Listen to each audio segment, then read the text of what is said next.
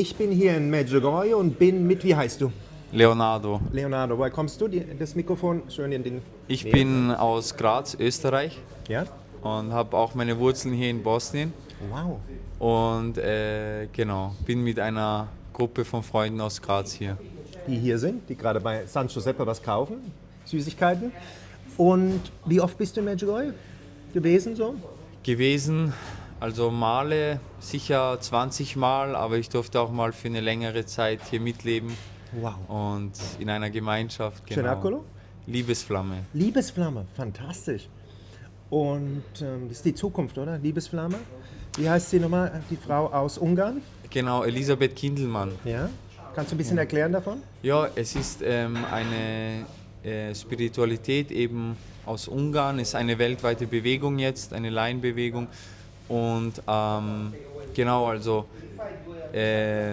das Hauptding, das bekannteste ist der Liebesflammen-Rosenkranz. Ja. Und genau. Ist der wirklich so kraftvoll, wenn du betest? Genau, also strömen viele Gnaden aus und genau ist auch bekannt dafür, dass viele Heilungen daraus entstehen und genau, das Stärkste ist die Verblendung Satans hinter den Botschaften, genau. Und ich glaube, die Mutter Gottes sagt ja in Medjugorje, wir sollen vom Herzen leben, Liebe leben, lieben. Ich bin schön, weil ich liebe, sagt sie den Kindern. Weil die Kinder fragen sie, warum bist du so schön? Weil ich liebe. Und ich glaube, die Liebe ist die Antwort, oder? Die Flamme. Ja, so schaut's aus, schaut's aus. Die brennende Liebe. Ja, also für mich ist immer ein Erlebnis hier in Medjugorje. Ich bin seit klein auf hergekommen bei den Jugendwallfahrten mit der Traute Schröttner. Und es war immer ein Erlebnis. Wir waren immer zur Karwoche da und durfte auch viel persönliche Heilung und Erfahrungen spüren durch Wunden, die entstehen im Leben. Und, Kannst du ein bisschen beschreiben und Leuten Hoffnung machen?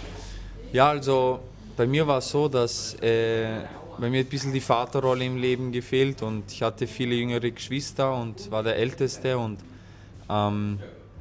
im Endeffekt ist mir viel Verantwortung sozusagen aufgebürdet worden und diesen Halt dann im Leben, den ich eben nicht so hatte, den habe ich dann bei Gott gefunden und den habe ich dann, aber trotzdem hat es dann immer wieder was gefehlt, aber die Jugendreisen, die Wallfahrten haben es noch einmal wirklich gestärkt und da kam dann die Heilung, da kam dann auch diese innerliche Vergebung mir gegenüber, meinem Vater gegenüber und ja, wie gesagt, war immer stark im Glauben, aber noch einmal in Medjugorje war dann noch einmal durch die Botschaft, durch diese Gemeinschaft bei der Wallfahrt, durch dieses Erlebnis hier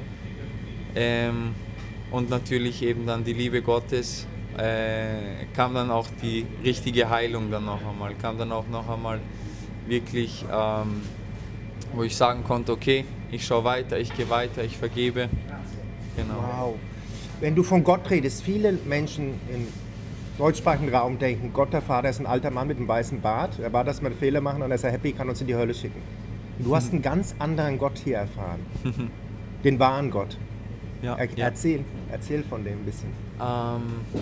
Genau, also vor allem interessant sind dann halt auch das Mladi Festival, wo dann halt wirklich so viele Nationen weltweit, so viele Sprachen vor Ort sind und dass einfach alle diesen Gott dann preisen und worshipen und voller Feuer und einfach nur Freude sind. Enthusiasmus wollte ich sagen, danke.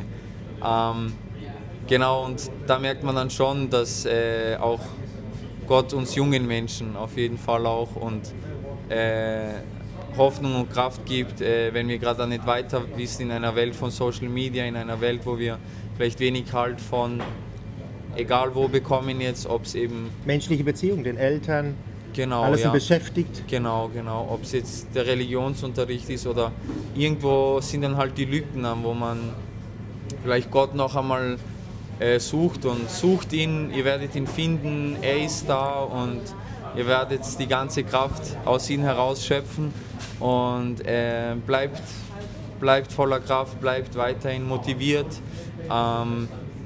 und motiviert eure Freunde rundherum, seid lebendiges Zeugnis. Genau. Du strahlst.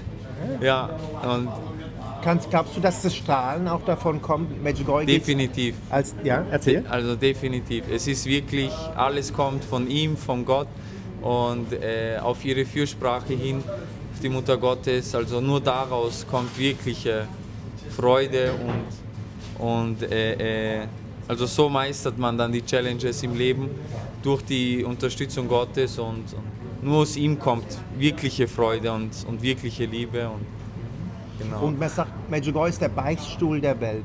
Genau. Viele Leute haben Angst, zur Beichte zu gehen. Hast du das auch? Und was ist die Schönheit der Beichte? Es ist in einem Moment Demut da, gell? Also man muss sich schon klein machen, um diese Dinge zuzugeben, aber es befreit einfach. Gell? Im selben Moment, wo man dies tut, ist dann irgendwie so eine Erleichterung, boah, okay, ich muss nicht mehr für mich behalten. Gell? Er sorgt dafür, er übernimmt. Also einfach zusammengefasst, aber da steckt vieles dahinter. Gell? Heilige Beichte ist ein sehr wichtiges Sakrament, sehr befreiend und sehr heilend und stärkt unsere Beziehung zu Gott, würde ich sagen. Und dann sagt unser Glaube, wenn wir im Stand der Gnade sind, dann können wir zur Kommunion gehen, die Heilige Messe So schaut's besuchen. aus. Viele junge Leute, viele Menschen insgesamt wissen nicht mehr im deutschsprachigen Raum, was die Eucharistie ist, die Heilige Kommunion. Kannst du das ein bisschen für dich erklären? Die Eucharistie ist unser lebendiger Gott, Jesus Christus im allerheiligsten Sakrament. Er ist Fleisch geworden, das Wort ist Fleisch geworden, hat unter uns gewohnt. Jetzt haben wir Weihnachten gehabt. Er ist für uns am Kreuz gestorben, aber wieder auferstanden. Und wir feiern dies in der Heiligen Messe, jeden Tag, jedes Mal. Schön ist, wenn man es mal einmal im Monat probiert, um dies zu erleben, aber wirklich von den Geboten her auch. Und Meinst du einmal die Woche? Meinst du, oder? Pflicht ist dann auch einmal die Woche. Ich meine, wenn man so fern ist, wenn man es wirklich gar nicht mehr kennt, probiert es, nehmt es euch einmal vor. Aber das wird dann gesteigert, bis hin zu jedem Sonntag, bitte, gell? Bis hin zu jedem Tag. Bei mir ist eine Liebesaffäre, also ich muss jeden Tag So schaut's aus. zur Kirche gehen. Ja? Und Zur wie Messe? gesagt, es ist halt sozusagen, du gehst fort in die Disco und dann machst du Party und feierst. Aber irgendwie bist du danach halt so mit dem Hangover, hast den Kater und so, gell? Aber am Sonntag gehen wir zur richtigen Feier, gell? Weil du gesagt hast, unter der Woche haben wir auch Gottesdienste, aber am Sonntag ist halt noch einmal so die richtige Feier, gell? Und ich höre immer wieder, dass die wahre Liebe, das wahre Wissen, die wahre Kraft steckt in Gott, gell? Die ist dort. Und genau, die bringt mir keine Party, kein Fortgehen, keine Disco, sondern die Messfeier. Und ich bin ja auch Ministrant und es macht mir auch ganz Spaß, in der Nähe vom Altar zu sein oder den Lektorendienst auch ausüben zu dürfen. Und es ist eine schöne Erfahrung und prägt mich sehr, formt mich sehr. Ich darf darin reifen. Genau. Betest du den Rosenkranz? Ja, Warum? Junger Mann betet den Rosenkranz? also ich finde, immer wenn der Priester im Gottesdienst sagt, lass uns beten, wie der Herr uns zu beten gelernt hat, dann wird in mir so ein kleines Kind in mir wach, gell? Als Kind, wo ich so stolz war, ich lerne jetzt das Gebet, ich lerne und ich versuche das jedes Mal aufs Neue sozusagen zu verinnerlichen und zu leben, dass ich dankbar sein darf, das beten zu dürfen. Und dann ist jedes Ave Maria irgendwie so, okay, ja, ist schön, dass das funktioniert und dass es klappt. Und natürlich bringe ich meine Anliegen rein, gell? Natürlich bitte ich um Schutz und bitte, dass ich vor allem Gottes Wille an mir geschehen möge und in mir entfalten möge. Genau, und es ist auch wirklich verheißen und der Rosenkranz heilt, wirkt Wunder und ja, kann echt alle nur zu motivieren, animieren. Die beste die beste Meditation Ja. in der ganzen Welt, besser als alles. Da ist er.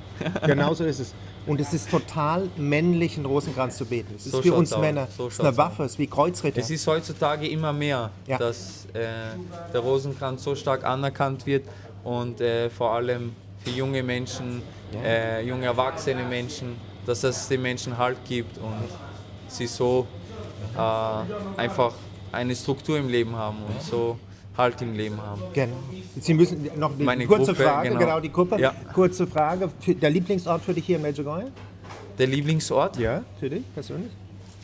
Der Lieblingsort in Medjugorje ist die Gemeinschaft, also wo 2 oder 3 in meinem Namen zusammen sind, da ist er mitten unter uns und ich durfte jetzt wirklich spüren, wie die Freunde um mich herum mich so bereichert haben. Und natürlich waren wir beim Allerheiligsten. Das ist natürlich auch Lieblingsort. Dann kommt Lieblingsort auch Erscheinungsberg, Kreuzberg. Ja. Und genau, also, aber vor allem mit den Freunden, ja. Fantastisch. Dann ich weiß, du musst gehen. Du hast gesagt, dein Wille geschehe. Warum ist das so wichtig? Bist Also du dann wichtig glücklicher, zufriedener, wenn dein Wille geschehe? Also Die Gottes Willen. Vicky Dodik hat vor kurzem erzählt, wir dürfen nicht Gott zu viel auch sozusagen immer nur erzählen und selber reden, sondern vielleicht auch mal hinhören. Vielleicht auch einmal ihn den Raum schaffen, gell?